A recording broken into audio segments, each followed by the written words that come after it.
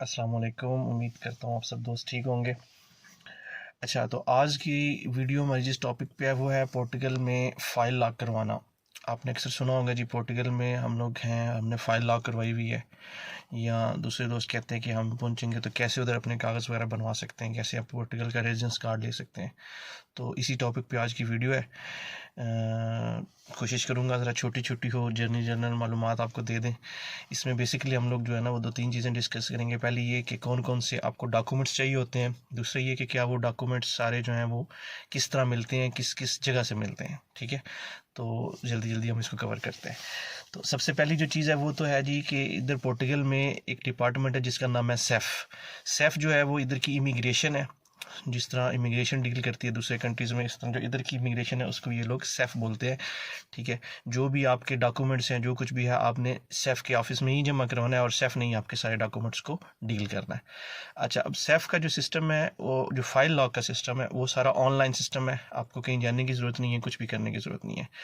अच्छा, एक चीज़ तो ये क्लियर हो गई। दूसरी चीज़ ये है कि पोर्टुगल में फ़ाइल लॉक करवाने के लिए आपका पोर्टुगल में पहुंचना ज़रूरी है। बस आप किस तरीके से आए हैं इसका कोई मैटर नहीं करता। आप डंकी के ज़रिए से आए हैं, बाई बस आए हैं, बाई प्लेन आए हैं, वैलिड वीज़ा है, वीज़ा ख़त्म हो गया है, स्टूडेंट वीज़ा है, कुछ भी है, उससे कोई फ़र्क नहीं पड़ता। इनके सेफ के अपने आर्टिकल्स हैं, उनमें से जिस आर्टिकल के तहत भी आपने अपनी फ़ाइल लॉक करवानी है, आप अपनी फ़ाइल लॉक करवा सकते हैं। ठीक है, वो आर्टिकल्स मुख्तलिफ हैं। 88(2) है, 88(1) है, 89 है, 90, जिस तरह के मुख्तलिफ आर्टिकल्स हैं, हर एक की अपनी अपनी कैपेसिटी के मुताबिक। जो ज़्यादातर आर्टिकल जो हम लोग यूज़ करते हैं, जिसमें ज़्यादातर हमारे दोस्तों की फ़ाइल लॉक्ड है, वो है 88(2) में। ठीक है, 88(2) में आप लोगों की फ़ाइल लॉक हो जाती है। अब उसके लिए जो चीज़ें चाहिए वो मैं अभी आपको बता देता हूँ। सबसे पहले जी, जब आप इधर आएंगे तो आपको फ़ाइल लॉक करवाने के लिए जो सबसे पहले चीज़ है वो है आपका फाइनेंस टैक्स नंबर, नेशनल, उसको हम निफ भी बोलते हैं, नंबरो दी फिस्कल।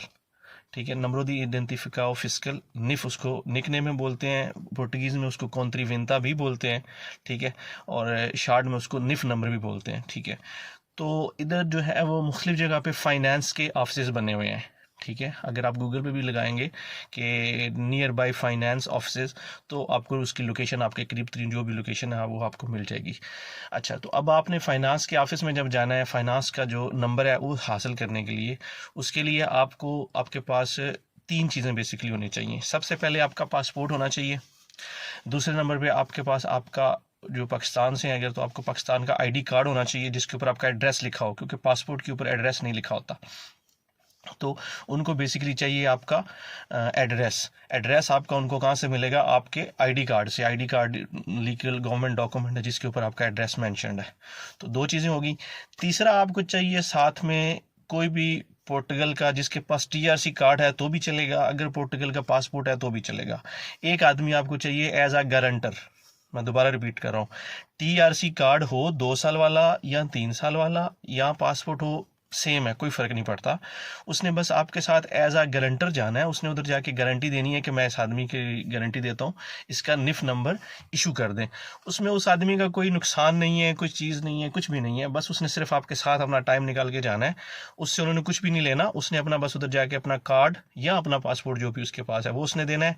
आपका पासपोर्ट चाहिए, आपका आईडी कार्ड चाहिए, और विद इन 10 मिनट्स आपको वो पेपर इशू कर दिया जाएगा। वो पेपर किस तरह का होगा मैं आपको दिखा देता हूँ।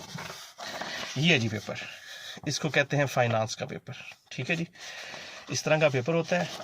ये बेसिकली 2 पेजेस का पेपर होता है। ठीक है, नीचे उनकी स्टैंप वगैरह लगी होती है। ये चीज़ है, इसमें सबसे पहले ऊपर लेफ्ट साइड पे इसमें आपका नाम और साथ में ही आपका फिजिकल नंबर आपको इशू हो जाता है। ये आपका फिजिकल नंबर है, ये आपका टैक्स नंबर है पोर्टुगल में। सबसे पहले जो भी आप पोर्टुगल में एंटर होंगे तो जो आपको डॉक्यूमेंट चाहिए वो ये डॉक्यूमेंट चाहिए। इसको हम निफ या फिजिकल नंबर बोलते हैं, या पोर्टुगीज़ में कॉन्ट्रीवेंता बोलते हैं। ठीक है, अच्छा, जब ये आपने ले लिया तो इसको लेने के बाद उसके बाद आपको जाना पड़ेगा सिगरेंसा सोशल के ऑफिस में। ठीक है। सिगरेंसा सोशल के ऑफिस में आपको इवन अपने जो गारंटर होता है उसकी भी ज़रूरत नहीं है। सिगरेंसा सोशल के ऑफिस में आप खुद भी जा सकते हैं। सिगरेंसा सोशल के ऑफिस में आपने अपना ये निफ़ नंबर देना है, इस निफ़ नंबर के साथ आपने अपना पासपोर्ट देना है। उधर इवन आपको आपके शनाख्ती कार्ड की भी ज़रूरत नहीं है, ठीक है, क्योंकि वो फंक्शन ऑलरेडी ख़त्म हो चुका है, ठीक है। उधर आपने सिर्फ अपना पासपोर्ट, अपना निफ़ नंबर देना है और आपको सिगरेंसा सोशल वाले सिगरेंसा सोशल का टैक्स नंबर दे देंगे। अब इधर दो चीज़ समझने वाली हैं, एक है सिगरेंसा सोशल का नंबर, एक है निफ़ नंबर। सिगरेंसा सोशल का जो नंबर है वो है आपके काम से मुतल्लिक, आप जो भी पोर्टुगल में काम करेंगे, जो भी जॉब करेंगे, उसका जो टैक्स है वो सिगरेंसा सोशल के नंबर के ऊपर ही जमा होगा, ठीक है। जो निफ़ नंबर है वो बेसिकली आपका इनकम टैक्स रिलेटेड नंबर है। जब भी आप कोई चीज़ खरीदते हैं या आपने अगर गाड़ी खरीदी है, आपने कुछ भी ऐसा किया, तो जो उस पे आप गवर्नमेंट को टैक्स देंगे वो आपके निफ़ नंबर के साथ लिंक्ड है, ठीक है। बात की समझ आई। आपके बैंक अकाउंट्स हैं, जिस तरह की जितनी भी चीज़ें हैं वो सब निफ़ के साथ रिलेटेड है। लेकिन जो आपने काम से मुतल्लिक जो भी टैक्स दिया, जो आप काम कर रहे हैं उसके मुतल्लिक जो भी टैक्स है वो सिगरेंसा सोशल वाले टैक्स के ऊपर, नंबर के ऊपर टैक्स चढ़ता है आपका, ठीक है। तो मेरी उम्मीद है कि ये आपको चीज़ समझ आ गई होगी। अगर मज़ीद इस बारे में किसी का कोई डाउट है तो वो मैसेज मुझे कमेंट में कर सकता है, तो इंशाल्लाह मैं उसको मज़ीद वज़ाहत भी कर दूंगा। तो अब आप चले गए सिगरेंसा सोशल के ऑफिस में, उधर आपने अपना पासपोर्ट दिया, अपना निफ़ का पेपर दिया, ठीक है। तो वो आपको इस तरह का पेपर इशू कर देंगे, ठीक है। इसके नीचे भी उसी तरह स्टैंप लगी हुई है, ये सारा है। इसके ऊपर ये लेफ़्ट साइड पे आपके नाम के सामने आपका सिगरेंसा सोशल का नंबर आ जाता है, ठीक है जी। ये दो चीज़ें आपके पास आ गई हैं। बेसिकली गवर्नमेंट की तरफ से इन दो चीज़ों की आपको ज़रूरत होती है। तीसरा उसके बाद आपका होता है कि आप पोर्टुगल में जो आपने लीगल एंट्री की है उस लीगल एंट्री का कोई प्रूफ होना चाहिए, ठीक है। फाइल लॉक करने के लिए आपको पोर्टुगल में एंट्री का प्रूफ चाहिए। अब अगर तो आप आए हैं बाई बस तो आपके पास बस का टिकट होना चाहिए। अगर आप बाई एयर आए हैं तो आपके पास बोर्डिंग कार्ड हो जाओ तो बेस्ट है। अगर आपके पास बोर्डिंग कार्ड नहीं है तो आपके पास टिकट भी है तो भी कोई प्रॉब्लम नहीं है, लेकिन जो भी है आपके पास कुछ ना कुछ सबूत, बोर्डिंग कार्ड ज़्यादा अच्छा सबूत है एज़ कम्पेयर टू टिकट, ठीक है। ये चीज़ होगी। उसके बाद एक होती है सेफ एंट्री, ठीक है। सेफ एंट्री बेसिकली जब भी आप पोर्टुगल में आए तो आप कोशिश करें कि आप पहले किसी लिस्बन में या पोर्टो में किसी बड़े शहर में जब आप पहुंचते हैं, जाहिर बात है आप आए हैं बाई बस आए हैं बाई एयर आए हैं तो आप बड़े किसी शहर में उतरे हैं। तो जब भी आप किसी बड़े शहर में उतरे हैं तो कोशिश करें 1 या 2 दिन के लिए कोई एक होटल बुक कर लें, ज़रा अच्छे वाला होटल बुक कर लें। उस अच्छे वाले होटल का क्या है कि वो अच्छे वाला होटल जो है वो आपको सेफ एंट्री का पेपर उधर ही दे देगा, बजाय इसके कि आप सेफ में जाएं और सेफ में जाके अपनी वो टिकट शो करके अपना एंट्री लें। आप अच्छे वाले होटल में जाएं तो वो होटल वाले खुद ही आपको सेफ एंट्री का पेपर दे देते हैं। वो भी मैं आपको दिखा देता हूँ कि वो किस तरह का होता है। बेसिकली मेरा मकसद यही था कि मैं आपको पेपर्स दिखा दूँ, क्योंकि बाकी लोग सारे बताते हैं, तो मेरा मकसद ये था कि मैं आपको साथ साथ वो पेपर्स भी दिखा दूँ, ताकि जो आपके दिलों में डाउट होता है कि यार ये किस तरह का पेपर होता है, क्या होता है, वो आदमी का डाउट क्लियर हो जाता है। ये इस तरह की होती है जी सेफ एंट्री, ठीक है जी। ये होटल वाले ही आपको निकाल के दे देंगे। इसमें आपकी डिटेल सिर्फ इतनी लिखी हुई है कि आप कौन से दिन हमारे होटल में आए, कौन से दिन आप कितने दिन आप रुके, होटल का पूरा मुकम्मल एड्रेस वगैरह लिखा होता है, आपका पासपोर्ट नंबर, आपका नाम, सारी डिटेल इसके ऊपर ये लिखी हुई है, ठीक है जी। ये मैं दोबारा आपको दिखाता हूँ, इसको बोलते हैं सेफ एंट्री, और ये आपको होटल वाले ही पेपर बना के आपको दे देते हैं, ठीक है। नीचे ये उसने मेरे पासपोर्ट की कापी लगा दी, ठीक है। तो जी ये 3 चीज़ें आपके पास आ गई हैं। इसके अलावा आपके पास आपकी टिकट है, इसके अलावा आपके पास आपकी जो है वो बोर्डिंग कार्ड है, या अगर आप वीज़े पे आए हुए हैं तो आपके पास वीज़े की कॉपी है अपने की। अगर आप विज़िट वीज़े पे आए हुए हैं या स्टूडेंट वीज़े पे आए हुए हैं तो उस वीज़े की आपके पास कॉपी है।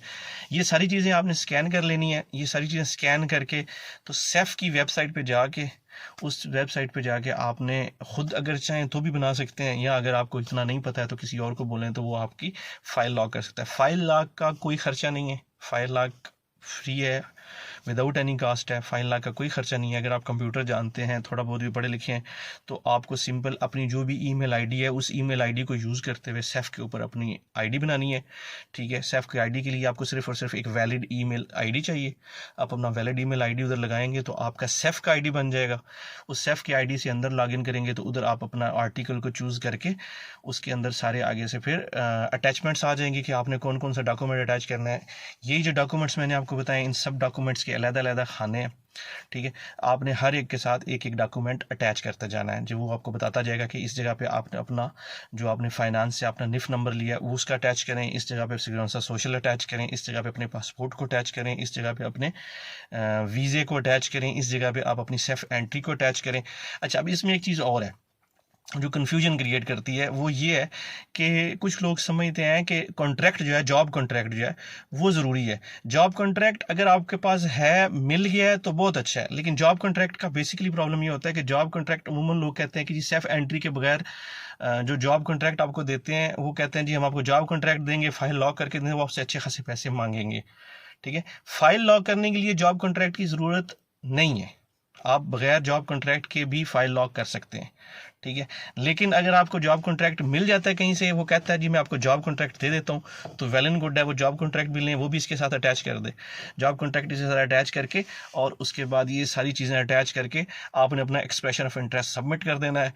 ये अच्छा, जो आप एक्सप्रेशन ऑफ इंटरेस्ट जमा करवाएंगे वो कुछ इस तरह का होगा, ये भी मैं आपको समझ दिखाता हूँ। ये एक्सप्रेशन ऑफ इंटरेस्ट जमा हुआ है, ठीक है।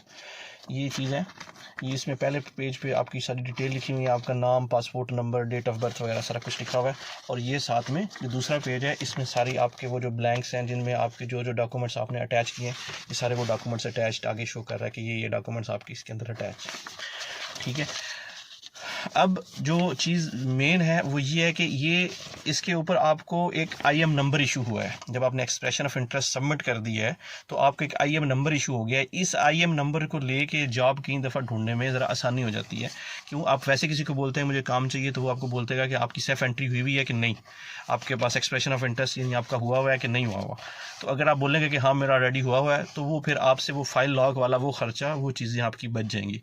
वरना जब भी किसी को आपको ये बोलेंगे कि मैंने भी फाइल भी लॉक करवानी है, तो वो आपसे 500 से लेके 700, 1000, 600 जिधर कहीं आप फंस जाएं उतने आपसे पैसे मांगेंगे, ठीक है।